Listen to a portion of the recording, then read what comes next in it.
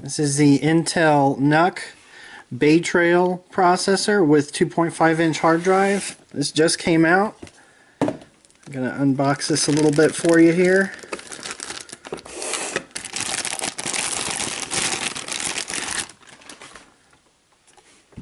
So you have HDMI, Gigabit, 2 USB 2.0, headphone jack on the back, power, and on the front you have a single USB 3.0 and infrared receiver.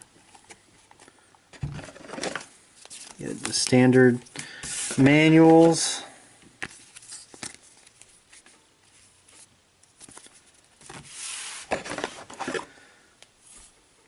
Mounting bracket for monitors or TVs.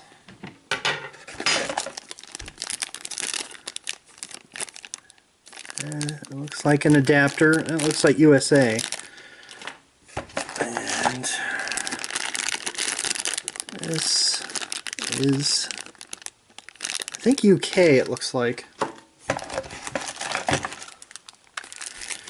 And you have the actual power brick. This is much different than the first generation NUCs, which actually had more of a laptop brick, and then the Mickey Mouse ears that went in, that it didn't actually come with the Mickey Mouse cable. You had to actually buy that, and this looks like Europe. And anything else? Looks like another adapter. Don't know what that one is. So this comprises the majority of the package. Oh, looks like you got some mounting screws to go with the mounting bracket. That's it.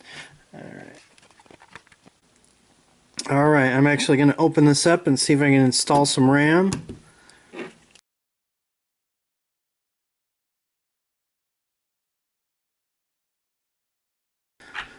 Alright, I got the top part off. It was a little difficult, but once you unscrew it and use an actual screwdriver, it does help. You have your 2.5-inch bay and SATA port. And let's see if this will just...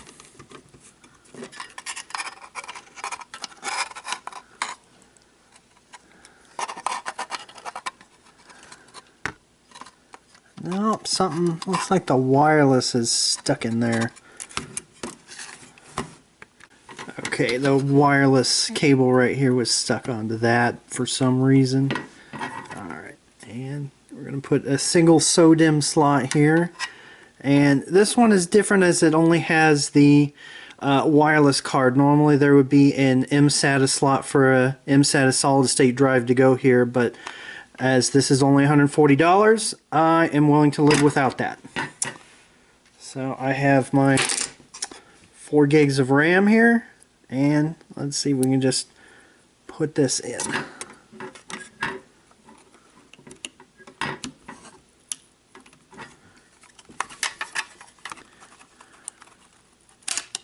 Nope. Don't want to mess up the RAM.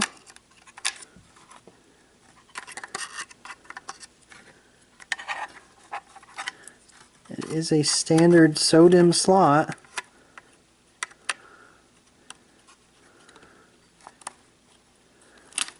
There we go. You just got to line it up properly.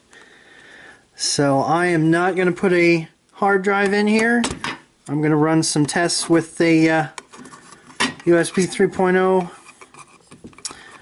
flash drive and go from there. But eventually I'll put a solid state drive in here and get this going and see what this little guy is capable of for probably about $200. With the solid state drive you're looking at about $250.